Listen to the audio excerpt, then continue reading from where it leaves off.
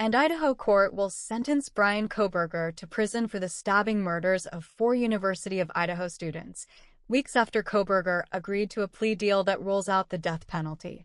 His victims' relatives are expected to speak at the sentencing hearing on Wednesday in an Ada County courtroom in Boise.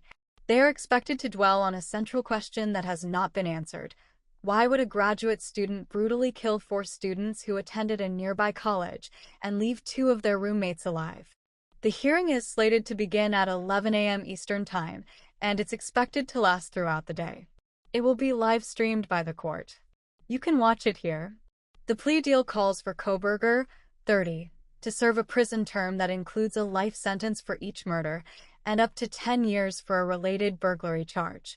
The terms would run consecutively under the deal, and Kohberger forfeits the right to appeal or request leniency. He formally pleaded guilty on July 2nd, but he offered no explanation for his crimes. Are you pleading guilty because you are guilty? District Judge Stephen Hippler asked Kohberger at the change of plea hearing.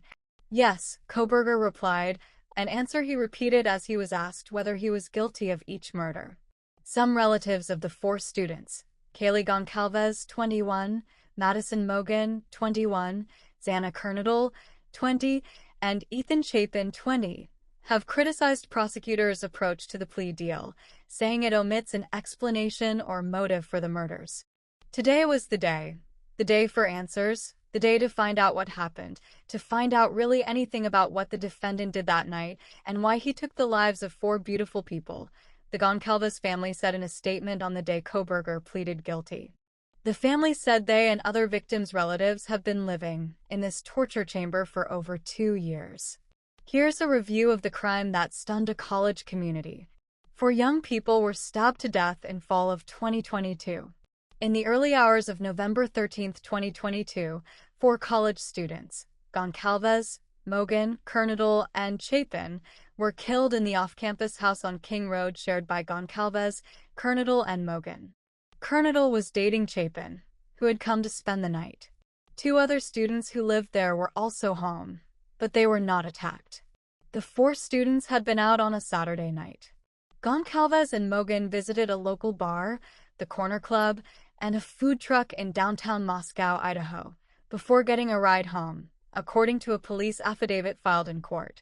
Their roommates said all 4 were home by 2 a.m. and in their rooms by 4 a.m., around the same time Kernodle received a DoorDash order. A surviving roommate identified in court documents as DM, who lived on the 2nd floor, told police she was awakened sometime after 4 a.m. by strange noises and crying.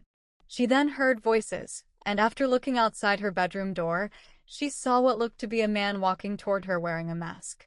The male walked past DM as she stood in a frozen shock phase, the police affidavit stated, adding that the man walked toward the home's rear sliding glass door.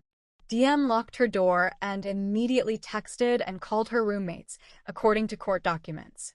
Hours later, DM, who was scared, asked friends to come over. Upon seeing bodies in the house, they called 911.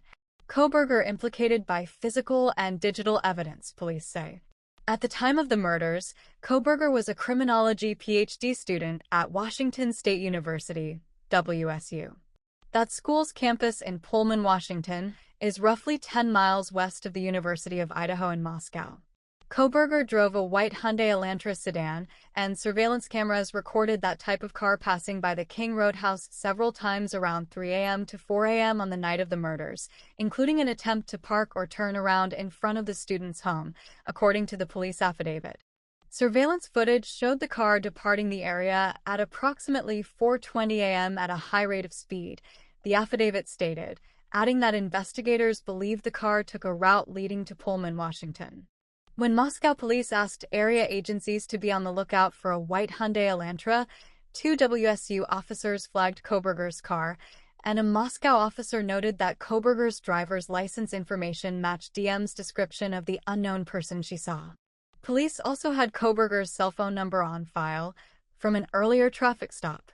They determined that the phone disconnected from the local network for roughly 2 hours on the morning of the murders, from 2:47 a.m. to 4:48 a.m. When it reconnected with the cellular network, investigators said, The phone was determined to be on a highway south of Moscow and then heading back into Pullman, movements consistent with camera footage of the Elantra, according to the affidavit. Law enforcement agents in Pennsylvania, where Kohberger is from, then delivered another piece of evidence, a piece of trash from his family's home in Albrightsville, Pennsylvania, that was determined to have DNA on it, suggesting a strong relation to a sample from a knife sheath found in the house in Moscow, the affidavit stated.